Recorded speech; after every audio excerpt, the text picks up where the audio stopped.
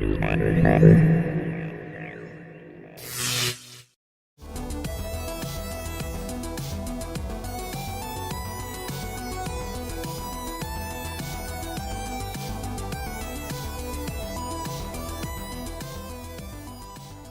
back to Watchers on the Couch, a TV and film discussion podcast here on the Onyx Edge Podcast Network. I'm Tim Pickerel. I'm Sarah Pickerel. This is the Doctor Who edition. Today we are discussing episode 6 of series 11, Demons of the Punjab. Punjab? Punjab. I don't know how it's said. Punjab. Punjab? Punjab. That's probably right. Probably not Punjab. It's probably not Punjab. Yeah, it's probably not how that's said. Oh, well, we didn't really need to call me out on that. Sorry. Oh, we're off to a great start It here was already. funny. I liked it. Oh, speaking of starts to this episode. Yeah. What did you think of the episode? It was kind of a bummer episode. It was kind of a bummer episode. Yeah, it really made me sad. Mm-hmm. And it wasn't really... I was like, oh yeah, there's an alien. Like, the Doctor has to defeat the alien. We're getting back into it. And it turned out to be not... Just a sad episode? Just a sad episode. One could say it's a boo-hoo episode? Potentially, yeah. Well. Yeah. It's funny you should mention that then. Okay. Because sometimes... Yeah. There's people on the internet that don't like things. I get that impression. And they have to take to the internet to make their voices heard. Mm-hmm. Mm-hmm. In stunning degrees, which leads us to our segment, Dr. Boo-hoo.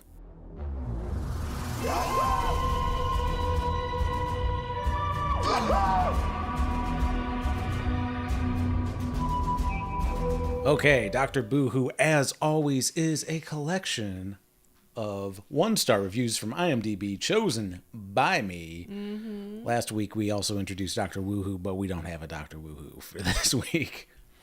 There was nothing... Wow, nothing woohoo about it, huh? There was nothing particularly clever in the comments this week that I thought was worth calling out. This episode, much higher rated than the last couple. Oh my goodness. We're back in the 7s. Yeah. Which is good.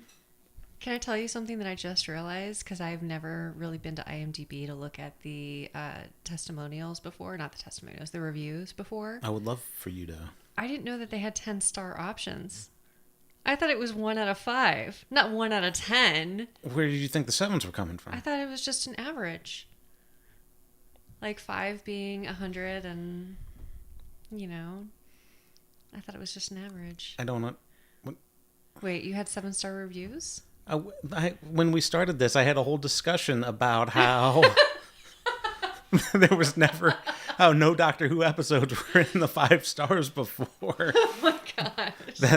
And that's the 6s were the lowest episodes. Jesus. Just assumed it was collective average. How do you have an average of a 6 out of a 1 out of 5? 1 out of 5 being 5 being 100%. Okay. Sorry. So you thought 6 was 6 out of 100? No, 6 was like 60%. That's what I equated it to. Who taught you math? What the hell?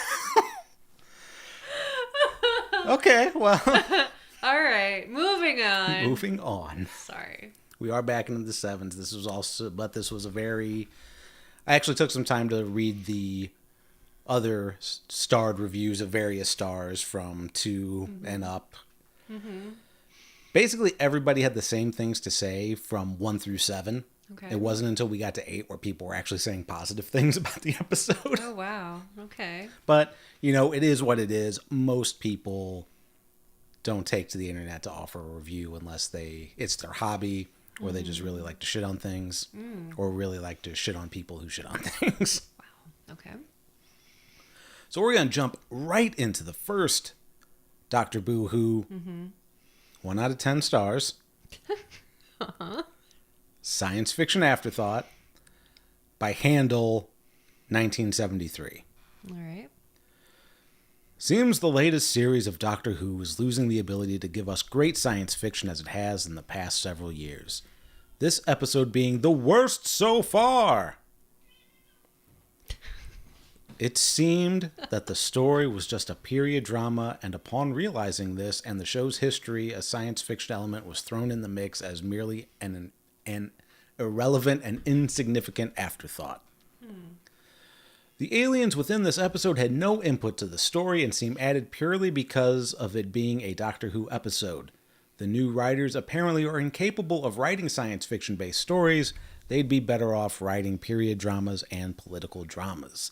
Nothing more than rehash episodes of Quantum Leap and Timeless. Okay.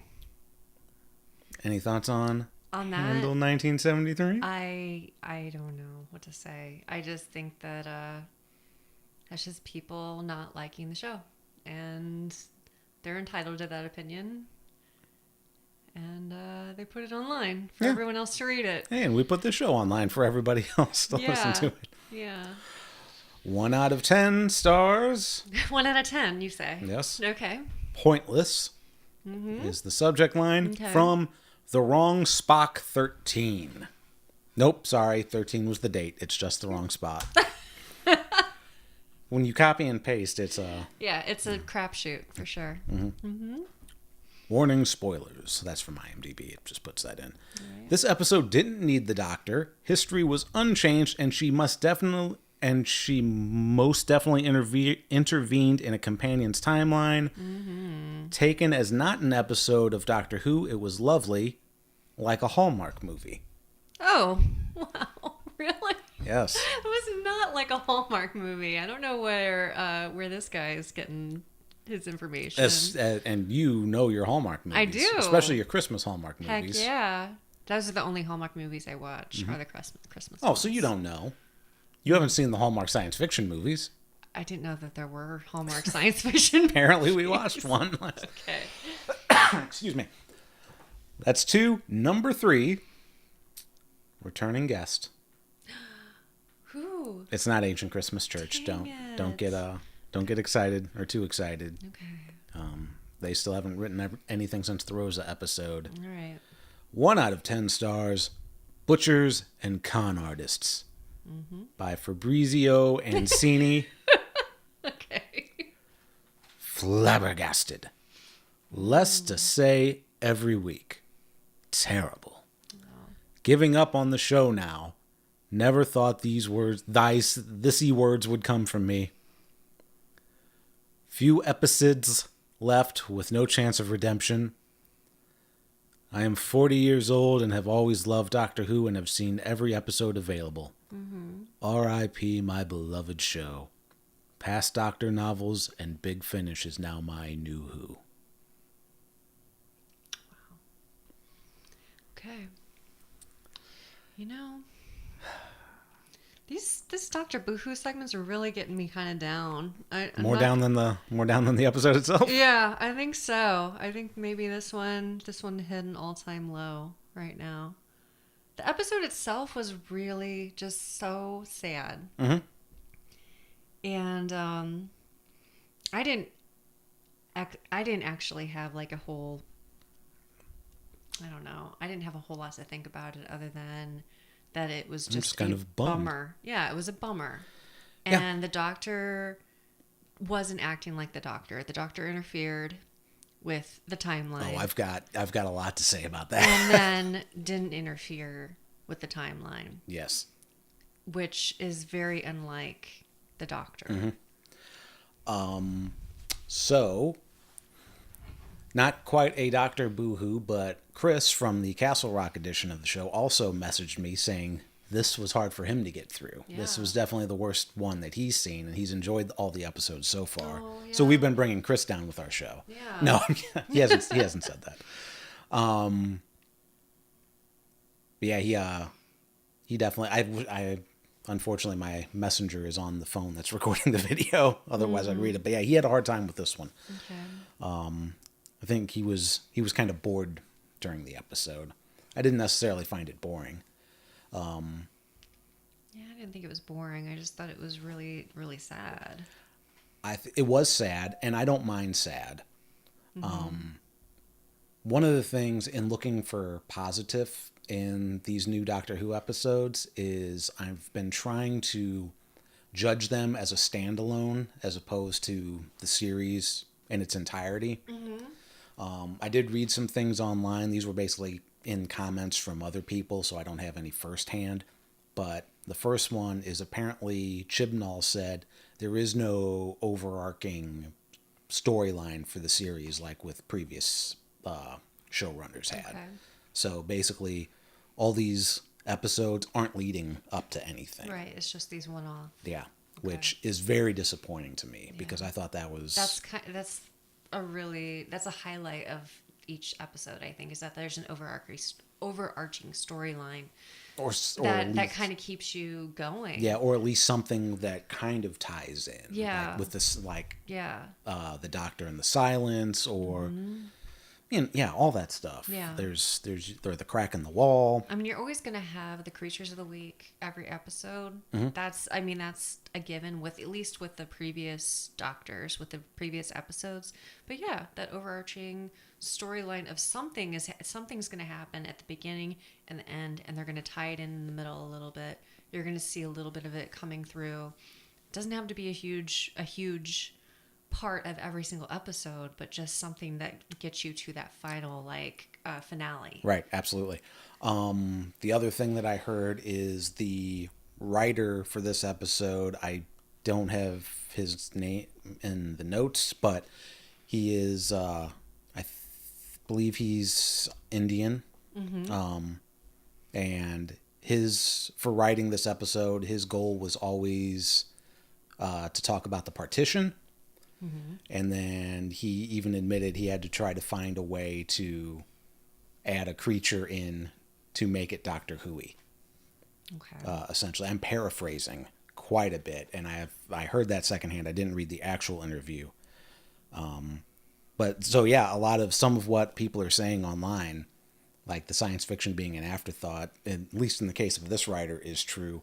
One of the things that I've been noticing with this, and if you separate yourself from the Doctor Who is too PC, and it's all done by social justice warriors, and then the other side that this is the best show ever, and if you don't like it, you're a misogynist Nazi. If you just judge it going by the quality of previous Doctor Who storylines, I find it hard to believe that anybody who says that this season is as good as previous seasons is doing so in good faith. I also don't think that the writers that they've been getting for this are actual fans of Doctor Who. I think in the case of this series, they've gotten a bunch, like they have a bunch of new writers, and I think they think that Doctor Who's a popular show. It's going to look good if I can say that I wrote for Doctor Who. Whereas before you'd have writers like, Stephen Moffat, who did great work, and then he ended up becoming the showrunner. Neil Gaiman wrote for Doctor Who. And these were people that truly were great episodes too. They truly enjoyed Doctor Who. Yeah. And I think a lot of where the magic is missing from this season is because these aren't people that really want to be writing Doctor Who. In my opinion, I could be wrong. Yeah. I'm probably wrong, but I still think they need to up their writing game. I did not think the writing for this episode was bad. Okay. I think if we were judging this on an individual episode, like let's take away all the negatives that we've had about this season so far. Yeah. There's one major issue that I have with it, but if we took it on its own, where we have a kind of a sad ending, or a very sad ending, and then we also have the creature of the week, the aliens, not actually being the villains. Right. I think all of that is really powerful if it was on its own in like a different season.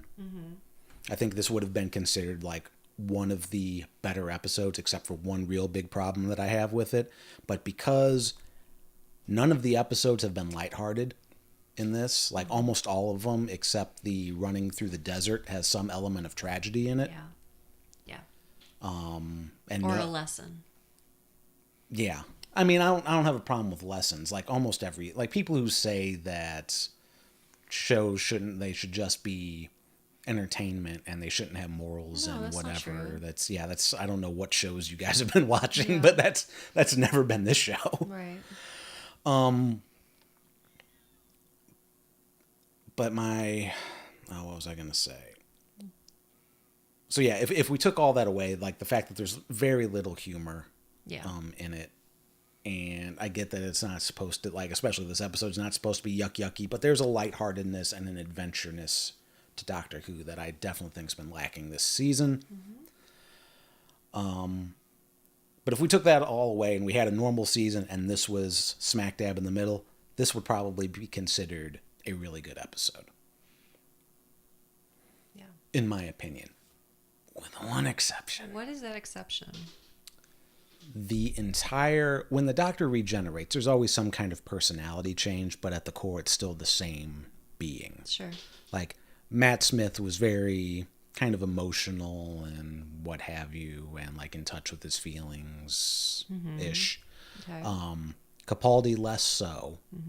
He didn't really relate to people that well, except for the people close to him. He was a little more emotionally standoffish, but at the same time, I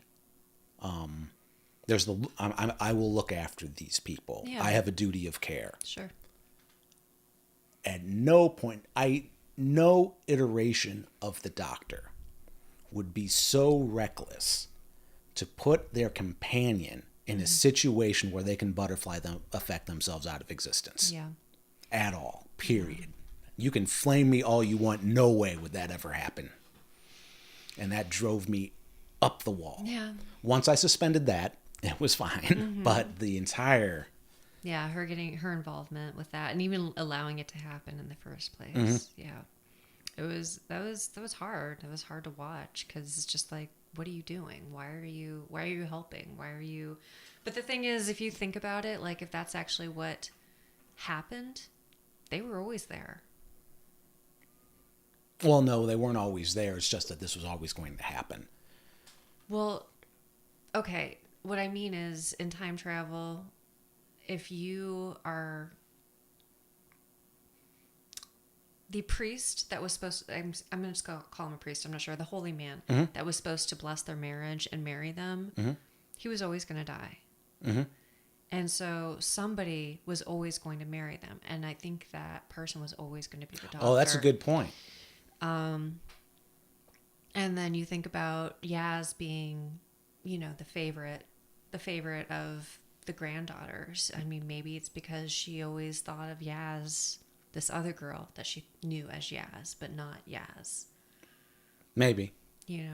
But even if not, like, who knows if they hadn't shown up, how things would have been different. But what we do know is that the husband was always going to be killed. Yeah. Due to the partition. And I speak with very little... When I mention the partition, like, this is obviously something that's important, like important enough to do an episode about it. But unlike the Rosa episode, as an American, I have very little understanding of the actual partition itself. Right. That is not something they cover in American schools. Well, they barely cover American history in American schools, so... Okay. That's scathing review of the... of the education system. Yeah. But no, even in world history, I don't ever remember touching upon the partition. Okay. Can I add something? Yeah. That's I feel like it's much needed. I feel like when we do Dr. Boohoo, it really starts with a downer note in our episodes. I would like to introduce Dr. Woohoo, the true Woohoo edition. Okay. Is that okay? Sure. Okay. Do you have a true Woohoo? I have a true Woohoo. Okay. Let's hear true I found one, and I think it's lovely. Okay. And I'd like to share it if I may. Please. Okay. It's your show too. So Stephen Matthews 1230 gave it 10 out of 10. Okay. Okay. The demons are real. You ready? Yeah. Secrets can be sad. This is the case here. Yaz wants to know the secret of her grandma's watch, which she finds out at her own cost. The story is both educational and emotional, with fantastic acting and a nice twist. Which I got, but wish I had not, because it made me realize how demons can be created by borders and religion. I was in tears in the end. Okay. So I think, I mean, like, it's a very touching take on this particular episode. Yeah. You know? Like, the demons are not the demons that you perceive. Yes. Yeah. Anyway. I agree. Okay. I did like the aliens, or the quote unquote demons, for this episode. I thought I thought space assassins was a little much. Right, yeah. So when it turned out that they weren't space assassins, that was pretty cool, and it was something that I kind of wish they were able to.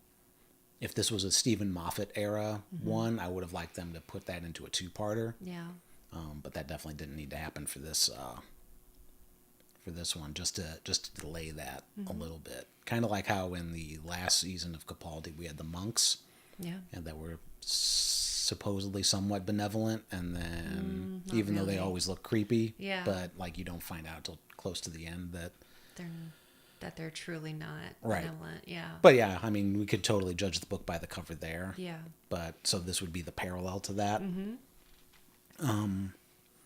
So I kind of would have liked to have seen more of them, even if it's just like in a cameo like thing, like maybe when it's the Doctor's time to regenerate again, that they kind of show up, That'd like be kind of like the Ood did with David Tennant's Doctor. Yeah.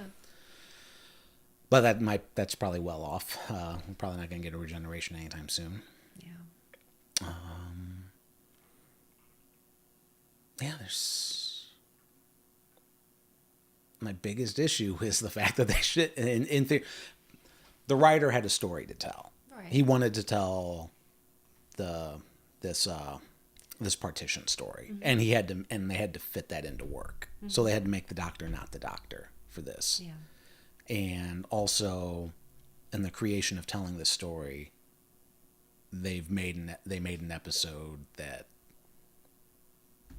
didn't need the Doctor, and didn't really have any consequence, I guess. Okay. Is the word that I'm looking for. Yeah. Although it did give character development to Yaz and probably Graham. Yeah. And Ryan was just kind of in a corner. He was just there. It was weird. His character being in this episode, I know that they can't just split them up, but it was very bizarre. His lack of involvement in everything that happened. One of the other weird things I'm noticing about this season, they don't change their clothes to fit the time period. And they always did that before. Oh, really? Yeah. Okay. Yeah. I guess that makes sense.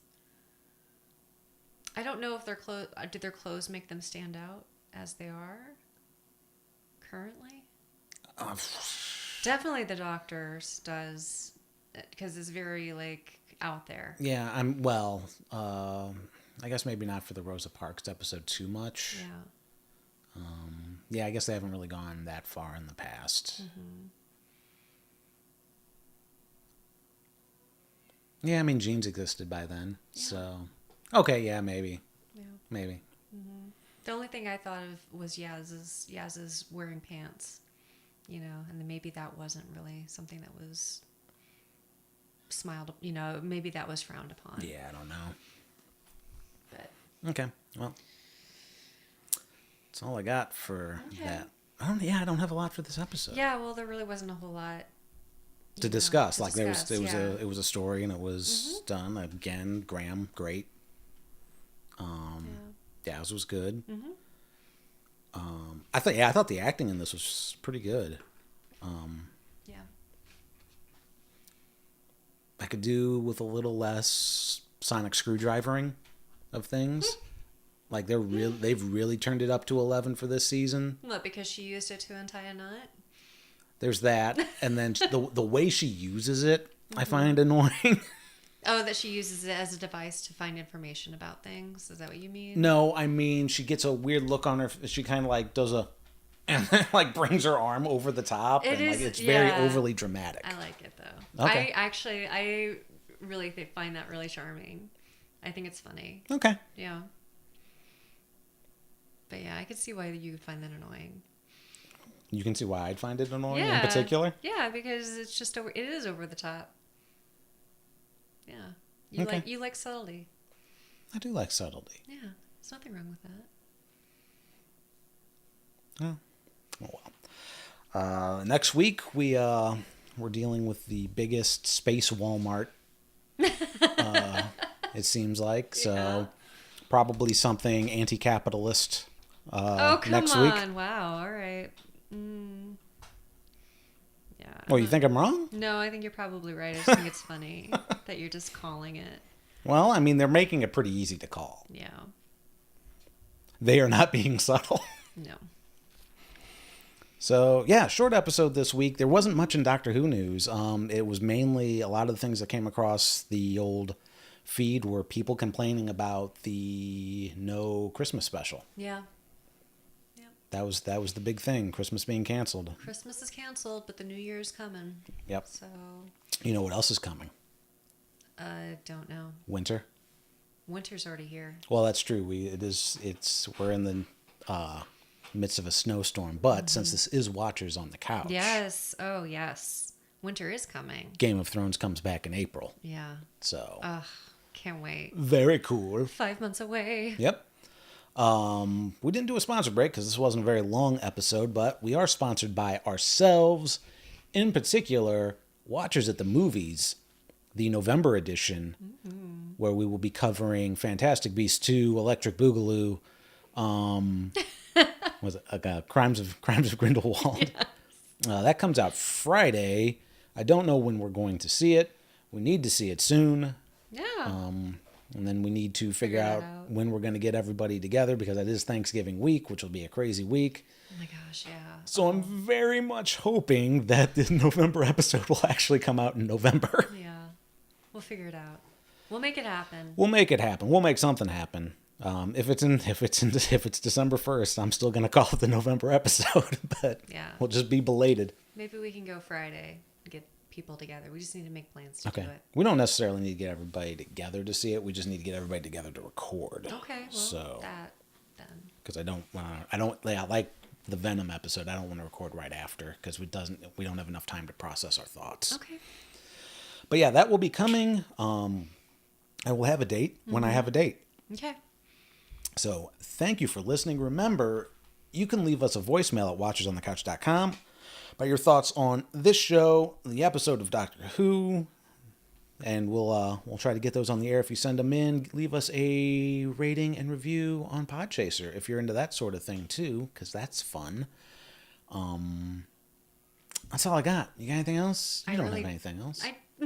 No, I guess I don't have anything else. Wow. No, I don't. You're okay. Right. Yeah. You want to make something up? No, just the way you said it. You were about to say you don't have anything else. I saw the way your mouth was going to move. You were like, I don't. I don't. I do have something else. Donut trucks. Can I spoiler alert? Spoiler alert. What are you going to spoil alert? I want to talk about a particular actor that's going to be on an upcoming episode of Doctor Who. Yes, you can do that. Okay. So, season finale, Doctor Who. Yes. It's already been spoiled. Mark Addy from Game of Thrones is going to be on Doctor Who. It's Robert Baratheon? Correct. Cool. Yep. Oh, I hope he gets killed by a boar. Space boar. Space boar, yes. The show was a space boar. Yes. I didn't say that. It was mean. No, this was a goodish episode. Okay. I give this a solid 6. C. That's a D. Solid 4. Solid. I'll give it a C plus. Okay. I give it just a straight C. I'm giving it a C plus because I'm envisioning it in a better overall season than the one it's in right now. Okay. All right.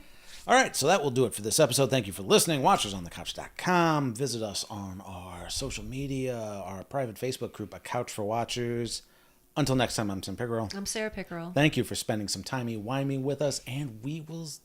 Wait, and now our watch has ended. We'll see you next when. Oh my god, my brain's fried. It's been a long week. 2 weeks. It's been 2 weeks since blah, blah, blah. Thanks for watching Watchers on the Couch. If you've enjoyed this video, we hope very much that you'll consider liking up this video and maybe even subscribing to the channel. Don't forget to click the little bell icon and leave a comment below. We'd love to hear from you. And for more information, you can always visit watchersonthecouch.com.